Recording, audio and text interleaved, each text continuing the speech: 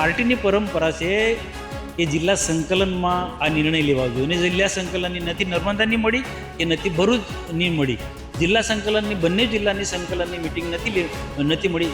તો આ વસ્તુ જો મળી જ હોત તો મને તો ખબર હોત ને. જે જિલ્લા ભાજપ છે, મતલબ જિલ્લા પ્રમુખ છે, જિલ્લાની જે બોડી છે બંને જિલ્લાની, ભરૂચ નર્મદા જિલ્લાની, એની સાથે કોર્ડિનેશન વગર પ્રદેશમાંથી આ નામો આવ્યા છે, તો એ કેવી રીતે એ થયું?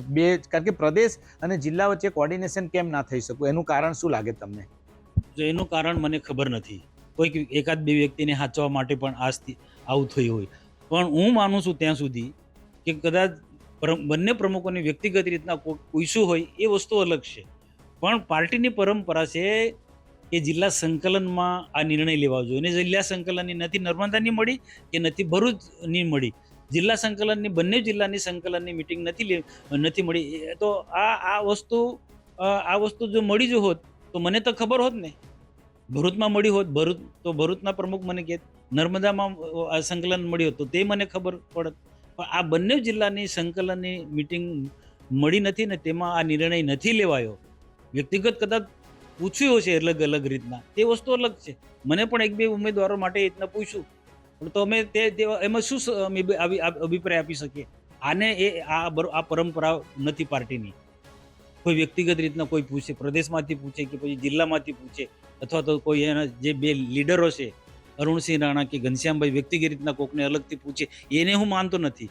જિલ્લાનું જે ફોરમ જે છે, પાર્ટીએ જે આખો જે કમિટી બનાવી છે, પાર્ટી જેના પર આધાર રાખે છે કોઈ પણ નિર્ણય લેતા પહેલા, કોઈ પણ તાલુકા પંચાયતની ચૂંટણી હોય, જિલ્લા પંચાયતની ચૂંટણી હોય કે વિધાનસભાની ચૂંટણી હોય, ત્યારે જિલ્લા સંકલનમાં આ બધા નિર્ણયો લેવાતા હોય છે. તો એ નિર્ણય આ દૂધધારા ડેરીમાં નથી લેવાયો, એના કારણે આ સ્થિતિનું નિર્માણ થયું છે.